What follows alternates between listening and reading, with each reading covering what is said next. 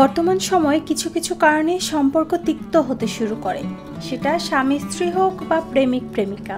একজন ব্যক্তির মানসিক স্বাস্থ্যের অবনতি হতে থাকে এর জন্য। সম্পর্ক যদি টক্সিক বা বিষাক্ত হয়ে ওঠে তবে তা সংশোধন করাই গুরুত্বপূর্ণ। একটি সম্পর্ক মানে শ্রদ্ধা ও পারস্পরিক বোঝাপড়া, ভালোবাসা। তবে সম্পর্ক যদি মানসিক চাপ, অবহেলা ও নেতিবাচকতায় ভরে যায় তাহলে সেটি টক্সিক রিলেশনশিপে পরিণত হয়। এর প্রভাব পড়ে মানুষের মনের ওপর, ব্যক্তির স্বাভাবিক জীবনযাত্রায়ও।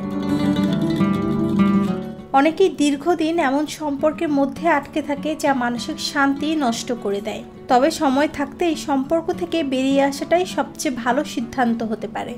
দীর্ঘদিন সম্পর্কে থাকলে আবেগ অনুভূতি জুড়ে থাকে সেই মানুষটার সাথে, তাই অনেক সময় মায়ায় আটকে যায় অনেকেই। কিন্তু এই মায়া কাটাতে পারলে সামনে থাকে সুন্দর জীবন, মানসিক শান্তি। তাই টক্সিক রিলেশন থেকে বের হতে নিজের অনুভূতিকে অগ্রাধিকার দিন।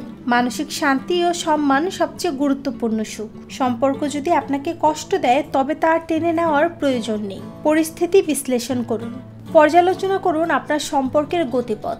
যদি বারবার একই রকমের সমস্যার সম্মুখীন হন এবং সমাধানের চেষ্টা করেও কোনো পরিবর্তন না আসে তবে এটি পরিবর্তনের সময়। সীমারেখা নির্ধারণ করুন।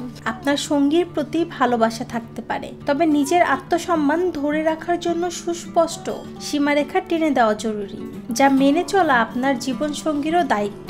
বিশ্বাসযোগ্য কারো সাহায্য নিন। কোনো বন্ধু, পরিবার বা থেরাপিস্টের সাহায্য নিন।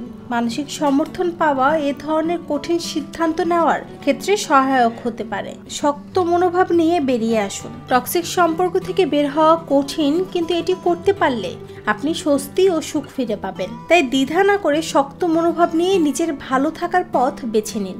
চলে আসলে সেখানে আর না ফেরার পরিকল্পনা করুন। সব ধরনের যোগাযোগ বন্ধ করে দিন। নিজেকে সময় দেওয়া, কিছুদিন একা থাকা, নিজের পছন্দের খাবার খাওয়া, সমুদ্র কিংবা পাহাড়ে ঘুরতে যাওয়া খুবই ভালো কাজে দেয়।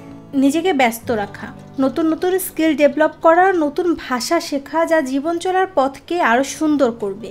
পরিবারের সাথে বেশি বেশি সময় কাটানো, নতুন সম্পর্কে না যাওয়া।